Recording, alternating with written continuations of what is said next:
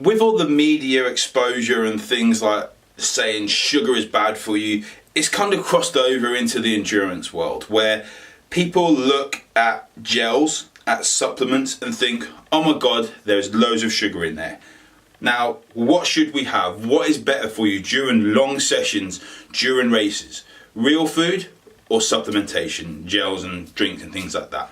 So, let's look at the benefits, the pros and cons for each thing. So the pros for gels, they are going to be very, very accurately dosed.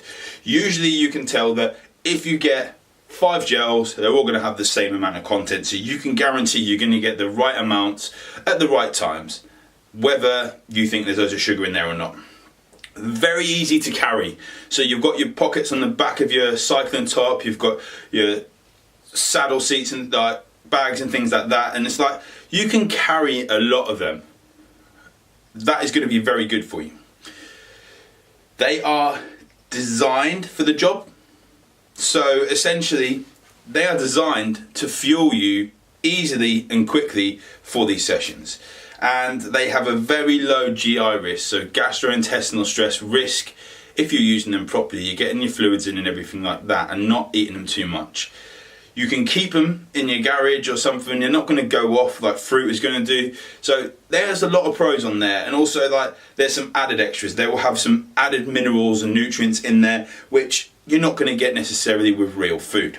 The cons, because we like to look at the pros and the cons of everything. So yes, they are quite synthetic. They are going to be processed more. There are going to be sugars in there. We need the sugars.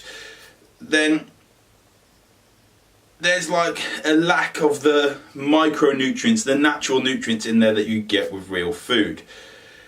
And again, I know I said there's a low GI risk, but if you do use them too frequently, you will get GI distress.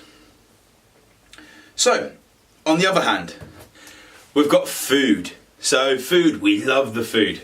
Food is designed for the body to eat. It's going to be great, right? So you have higher water content in food, so it's going to keep you hydrated. The micronutrients, the minerals and everything are nice and high in food. Cool. It's more satisfying. People prefer to eat, I know I prefer to eat food than a protein shake or than a gel or anything like that. And food has fibre in it as well, where it needs to be added if it's in the other things, in bars and things like that. So the cons, not always consistent. You could get a farmer grow certain foods in this field, in that field, and they have slightly different macronutrient content. So although they will be similar, you can't guarantee that you want 60 grams of carbs per hour, you're going to get that in food all the time. You may get more, you may get less, you may get bang on. It's not consistent necessarily. Difficult to measure the food intake purely for the consistency reason. The gels, you know exactly what you're going to get. Harder to carry the food. So literally you can see like the opposites coming through here, from the gels to the food. It is harder to carry loads of bananas. Like, yeah, there's videos on YouTube of a guy eating 30 bananas a day. Why? Well, it's got him YouTube views. So is it a good thing for science? No. But, you know, he's got followers, so he knows what he's doing. And food hasn't got these extras added to it. If it doesn't have these natural contents of food in there, it's not fortified with anything at all. So food, okay, it's got its positives, it's got its cons. Honestly, I like to mix them both up. If you're going on a very, very long race, a very long ride, then maybe you want to mix them both up. 2, 3, 4 hours, then honestly, I think you could get away with gels. We can throw the sugar is going to kill you to the side and really focus on performance.